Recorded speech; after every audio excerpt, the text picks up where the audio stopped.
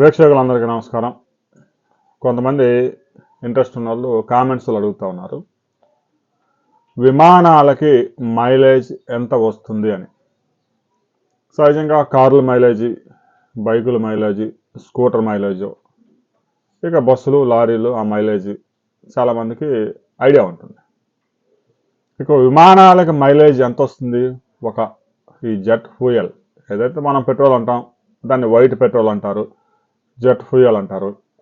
దాన్ని మైలేజ్ ఎంత వస్తుంది అనే దానికి సంబంధించి కూడా బైకుల్లో, కారుల్లో ఎలాగైతే వేరియేషన్స్ ఉన్నాయో, కారుకి బస్కి ఎలాగైతే వేరియేషన్ ఉంటుందో, బస్కి హెవీ ట్రక్కులకి ఎలాగైతే వేరియేషన్ ఉంటుందో, అలాగనే విమానాల్లో కూడా చిన్న విమానాలు, పెద్ద విమానాలు, బోయింగ్ విమానాలు, విమానాన్ని బట్టి మైలేజ్ ఉంటుంది.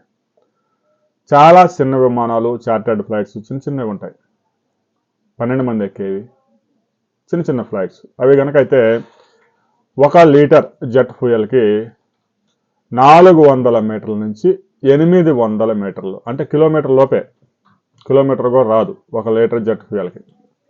అదే 747 బోయింగ్ విమానం దాదాపుగా 380 మంది ప్రయాణికులు ఒకేసారి ప్రయాణం చేయొచ్చు. సహజంగా ఇలాంటి ఫ్లైట్స్ ముంబై నుంచి న్యూయార్క్, ముంబై నుంచి మెల్బోర్న్, ఇలా లాంగ్ దాదాపుగా 12,000 కిలోమీటర్లు ప్రయాణం చేస్తూ ఉంటాయి. మధ్యలో ఒక ఇంటర్నేషనల్ ఎయిర్పోర్ట్లో దిగి అక్కడ ఫ్యూయల్ నింపుకుంటూ ఉంటాయి. ఇలాంటి అతిపెద్ద విమానాలకు మాత్రం 1 కిలోమీటర్కి 12 లీటర్ల జెట్ ఫ్యూయల్ అవసరం అవుతుంది. 1 కిలోమీటర్కి 12 లీటర్లు, లీటర్కి ఎన్ని కిలోమీటర్లు కాదు ఇక్కడ. 1 కిలోమీటర్ ప్రయాణించడానికి ఆ అతిపెద్ద విమానానికి 12 లీటర్ల ఫ్యూయల్ అవసరం అవుతుంది. ఈ విధంగా ఇక ఎయిర్ బస్సు A320 కనుకైతే దాదాపుగా 0.02 కిలోమీటర్స్ మాత్రమే వస్తుంది 1 లీటర్కి. ఈ విధంగా ఫ్యూయల్ ఖర్చులు ఏదైతే ఉన్నాయో విమానయాన రంగాన్ని నడుపుతున్న వారికి అతిపెద్ద ఖర్చు ఏదైనా ఉందంటే ఫ్యూయలే ఆ రంగంలో.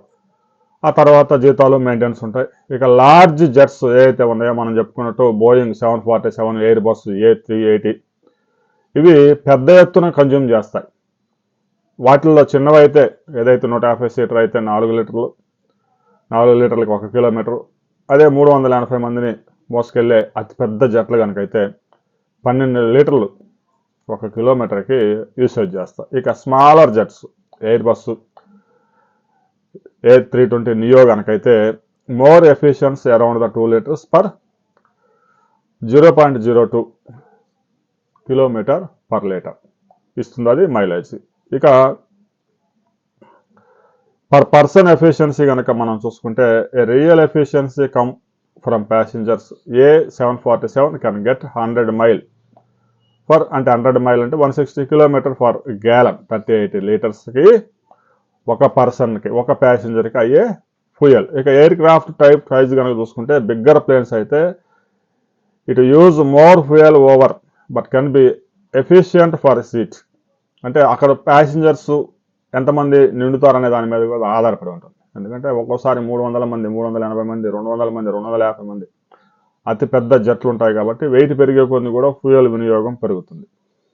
ఇక వాతావరణ పరిస్థితులు కూడా ఆ విమానాలు ఇంధనాన్ని ఉపయోగించుకునే తీరు మారుస్తాయి. హెవీ విండ్స్ కనుక ఉంటే ఆ టర్బులెన్స్ ఎక్కువ ప్రెజర్ పడి ఎక్కువ ఇంధనాన్ని తీసుకుంటుంది. ఇక మొత్తం మీద ఒక బిగ్ జెట్ కనుకైతే యావరేజ్న 1 లీటర్కి 100 మీటర్ల దూరం మాత్రమే ప్రయాణిస్తుంది. అంటే 1 కిలోమీటర్కి 10 లీటర్ల ఇంధనం తీసుకుంటుంది. వీటిలో కూడా వేరియేషన్స్ ఉన్నాయి కాబట్టి యావరేజ్న 1 కిలోమీటర్కి 4 లీటర్ల నుంచి 12 లీటర్లు 1 కిలోమీటర్కి విమానాలు ఇంధనాన్ని ఖర్చు చేస్తూ ఉంటాయి. అందుకే ముంబై నుంచి న్యూయార్క్ వెళ్ళే విమానాలు మధ్యలో సౌదీ అరేబియాలో ఇంటర్నేషనల్ ఎయిర్పోర్ట్లో ఒకసారి దిగి మరలా ఫ్యూయల్ చేసుకుంటారు. ఇంధనం ఎంత బరువు ఉంటుందంటే విమానంలో అత్యధికంగా విమానంలో కనుక ఫుల్ ట్యాంక్ కనుక చేస్తే ఎక్కువ బరువు ఉంటుంది. ఒకసారి విమానంలో కనుక సాంకేతిక లోపాలు వచ్చినప్పుడు, బరువు తగ్గించుకోవాలనుకున్నప్పుడు ఆకాశంలోనే కొంత ఇంధనాన్ని కూడా వదిలేస్తూ ఉంటారు పైలట్లు. ఇక ఫ్యూయల్ ఎఫిషియన్సీ వచ్చి విమానాల తయారీ మీద బోయింగ్ పరిశోధన చేస్తూ ఉంది. రాబోయే రోజుల్లో కొద్ది రోజుల్లో దానికి సంబంధించిన బిగ్ అప్డేట్ రాబోతూ ఉంది. ఆ తర్వాత మరిన్ని వివరాలతో మరో వీడియోలో మనం కలుసుకుందాం.